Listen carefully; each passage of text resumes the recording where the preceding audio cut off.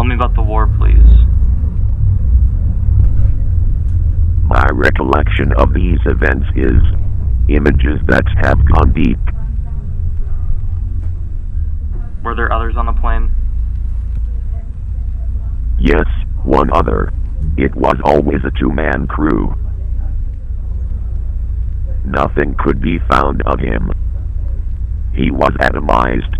Basically, one found nothing but small bone fragments. Everything else was pulp in the cockpit, because he had the bad luck to be strapped in. I hadn't. Actually, I never strapped myself in. And as it tore, the cockpit canopy slipped off. It was a sliding canopy. Slipped down, and I went out with it. And then onto me came the entire tail section of the plane. Had it not been for the Tartars, I would not be alive today. They were the nomads of the Crimea, in what was then no man's land between the Russian and German fronts, and favored neither side. By that time their movements had been restricted. Yet, it was they who discovered me in the snow after the crash, when the German search parties had given up. I was still unconscious then and only came round completely after 12 days or so. And by then I was back in a German field hospital. So the memories I have of that time are images that penetrated my consciousness. The last thing I remember was that it was too late to jump, too late for the parachutes to open. That must have been a couple of seconds before hitting the ground. Luckily I was not strapped in. I always preferred free movement to safety belts. My friend was strapped in and he was atomized on impact. There was almost nothing to be found of him afterwards.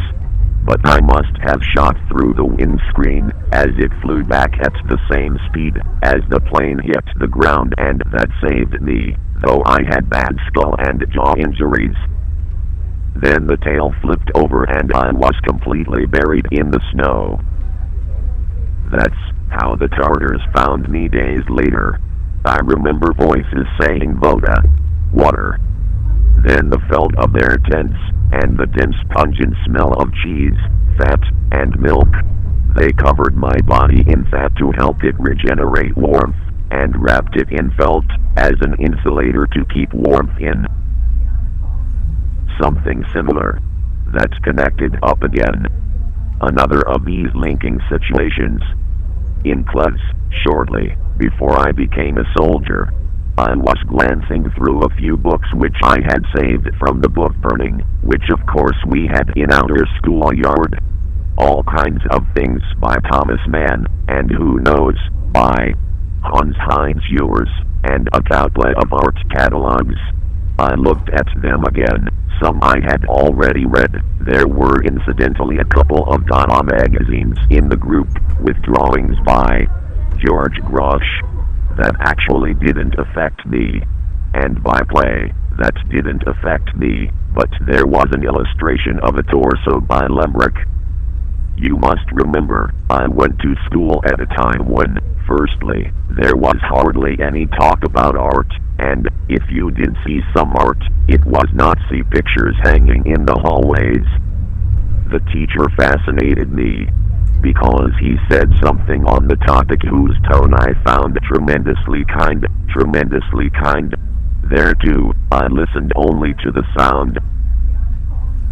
Well, all that's just to introduce the sequence of events. Why I survived what normally no human survives. Der gewünschte Gesprächspartner ist zurzeit nicht erreichbar.